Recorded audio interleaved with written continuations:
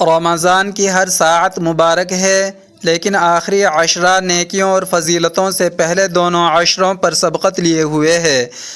آخری عشرے کا سب سے بڑا تحفہ شب قدر ہے۔ اس رات میں قرآن پاک نازل ہوا۔ قرآن جیسی انمول اور بیش قیمت کتاب کے نزول کے سبب اس کو تمام راتوں پر فضیلت حاصل ہے۔ شب قدر میں اللہ تعالیٰ کی رحمتیں نازل ہوتی ہیں، دعائیں قبول ہونے کا اہتمام ہوتا ہے۔ انسان کو چاہیے کہ اللہ کی خوب تسبیح بیان کرے، اس سے خوب دعائیں مانگے اور امید رکھے کہ اس کی دعائیں ضرور سنی جائیں گی۔ قرآن پاک میں شب قدر کے بارے میں فرمایا گیا ہے، ہم نے اس قرآن کو شب قدر میں نازل کیا، اور تمہیں کیا معلوم کہ شب قدر کیا ہے؟ شب قدر 1000 مہینوں سے بہتر ہے۔ اس میں فرشتے اور روح القدس ہر کام کے انتظام کے لیے اپنے پروردگار کے حکم سے اترتے ہیں۔ یہ رات طلوع فجر تک امن و سلامتی ہے۔ حضرت عائشہ صدیقہ رضی اللہ عنہا سے روایت ہے کہ رسول اللہ صلی اللہ علیہ وسلم نے فرمایا، لیلۃ القدر کو رمضان کے آخری عشرے کی طاق راتوں میں تلاش کرو۔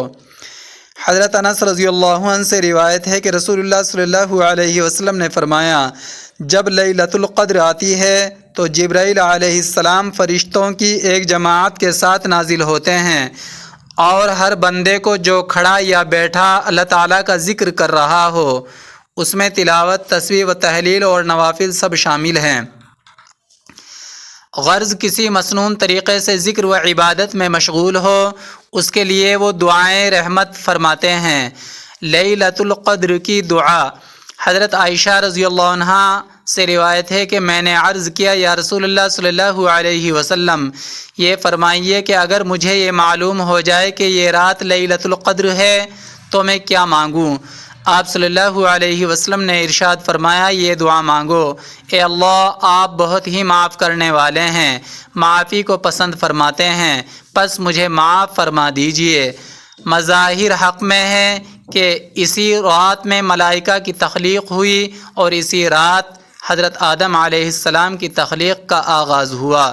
اسی رات جنت میں درخت لگائے گئے، اور دعا وغیرہ کا قبول ہونا تو بکثرت روایات میں آیا ہے۔ ایک روایت میں ہے کہ اسی رات حضرت عیسیٰ علیہ السلام آسمان پر اٹھائے گئے، اور اسی رات بنی اسرائیل کی توبہ قبول ہوئی۔ حضرت ابو ہریرہ رضی اللہ عنہ سے روایت ہے، وہ فرماتے ہیں کہ رسول اللہ صلی اللہ علیہ وسلم نے ارشاد فرمایا، جو شخص شب قدر میں ایمان کے ساتھ اور ثواب کی نیت سے عبادت کے لیے کھڑا ہو، اس کے پچھلے تمام گناہ معاف ہو جاتے ہیں۔ شب قدر کی صحیح پہچان یہ ہے کہ اس رات کی صبح کو جب سورج نکلتا ہے تو 14ویں رات کے چاند کی طرح بغیر کرنوں کے عام دنوں سے کسی قدر کم روشن ہوتا ہے۔ وہ رات کھلی ہوئی روشن ہوتی ہے۔